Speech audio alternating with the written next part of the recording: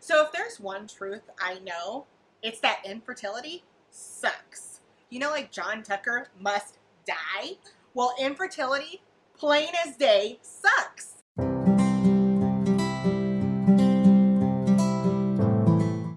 There's no way around it. No ifs, ands, ors, buts, maybes, nothing. It sucks. So let's make it better. Let's come together. That's why I created a YouTube channel. So that way I can share all my experiences with it. My infertility journey started a long time ago. I didn't know it was necessarily going to be my infertility journey, but that's actually where my story began.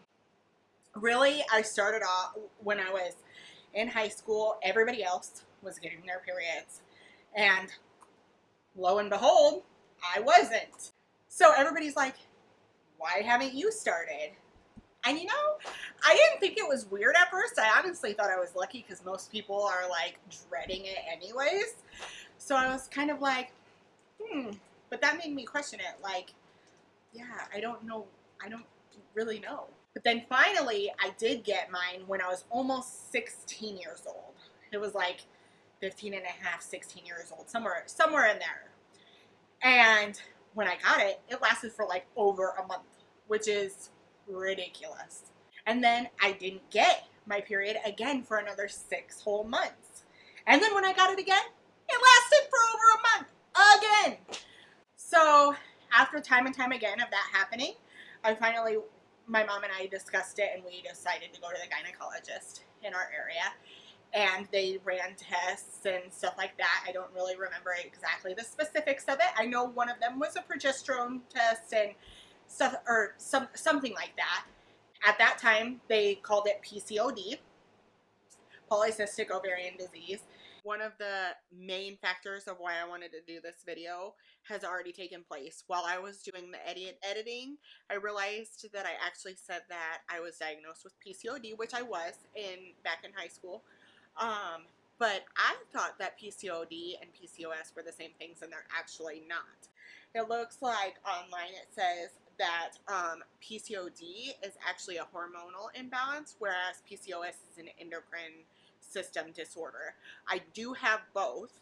I don't know if now they're hand in hand. Anytime I hear of people talk about any sort of PCO something, it's generally PCOS now. I don't know if it's like, if that's something that's more common or what. I'll have to do more research.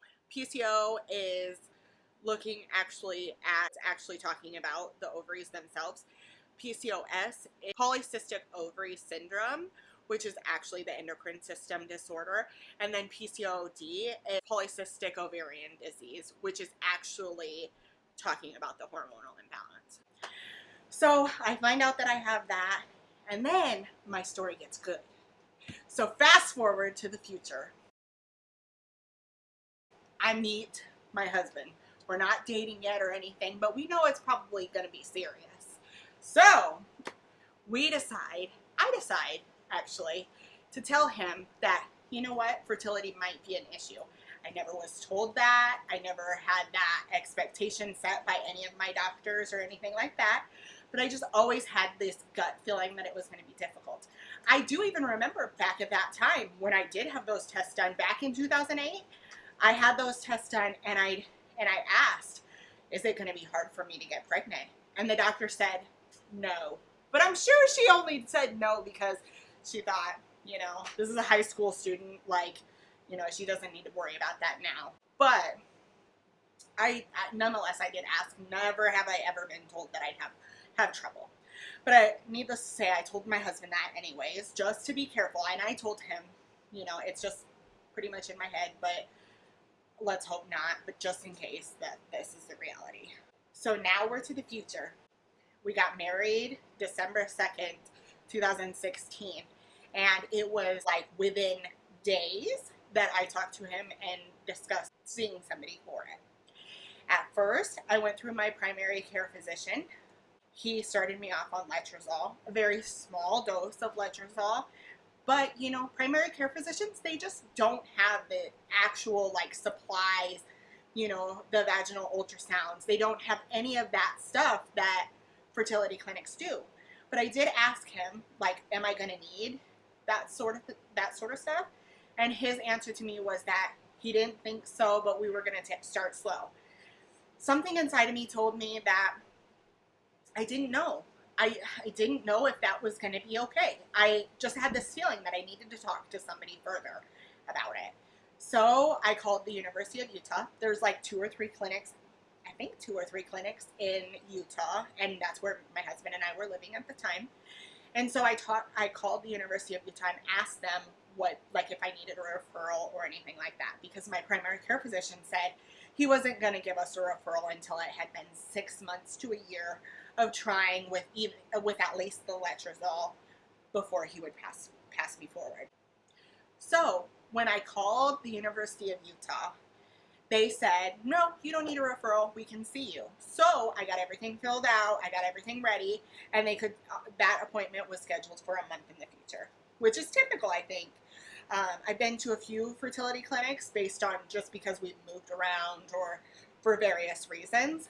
But I think about a month is typical. Sometimes you have fertility clinics like CNY in New York that take longer because there's just so many people who want to go there, especially because of the price. But the majority of the clinics, it's like about a month or so. So after I called them and asked about the referral, I talked to my husband. We discussed whether it was okay to do the consultation or not. We were discussing it, and honestly, he was kind of not, like, he wasn't really on board at that time because up until that point, nobody had really made it sound like I was going to have any trouble or anything. At that point, we were still getting told, like, no, things are probably going to be fine. Maybe in a few months you'll get it, or you'll get pregnant, or whatever. You know, everybody kind of just made it sound like we were going to be okay. And that just wasn't the case. Long term, we didn't know that then, but I just had a gut feeling. So I talked to my husband and I convinced him to do at least the consultation. Once we went to the consultation, he was then convinced. He was like, okay, we do need to do this. The doctor was like, yeah, you know, we need to get started on this. And, you know, he didn't really give us a time frame, but that's pretty much what he said. He was like, let's get started. Unfortunately, that doctor ended up moving right after our appointment. So literally, I just had a consultation with him, and then I switched to somebody else. But in the grand scheme of things, that doctor's office and that clinic was absolutely superb. So far, my husband and I have almost gone through 4 years of infertility. It will be 4 years in December of 2020. So far on our list of clinics that we have seen, which sounds ridiculous, it actually is ridiculous, but we've been to the University of Utah, reproductive medicine. We had a consultation with CNY in New York. And currently, we're going through Pacific Reproductive Center in Torrance, California. And also, that's going to change too. But our next step is definitely IVF. I know this was long. Thanks for staying tuned in if you're still here. If you liked this video, please give it a like, subscribe, and also hit that little bell for future notifications. As I'm going through it, it's one of the things I found the most helpful is just the community that YouTube has built. Thank you for staying tuned in. There's so much to this story, and there's so much to everybody's story, and I really appreciate you watching this video. We're going to talk about lots of stuff on this channel. Everything from what to expect with fertility clinics, like tips that I've learned along the way. I don't know if you're like me or anybody else is like me. Nobody I know has infertility. Also, drop a comment down below about whether you or somebody else you know has infertility as well. I'd love to hear your guys' stories as well. I love this. I love the community. My husband and I, we had a miscarriage, and we have gone through several different IUIs. And so if you'd like to stay a part of our journey, please hit that subscribe button. Thank you guys. Thank you so much for watching.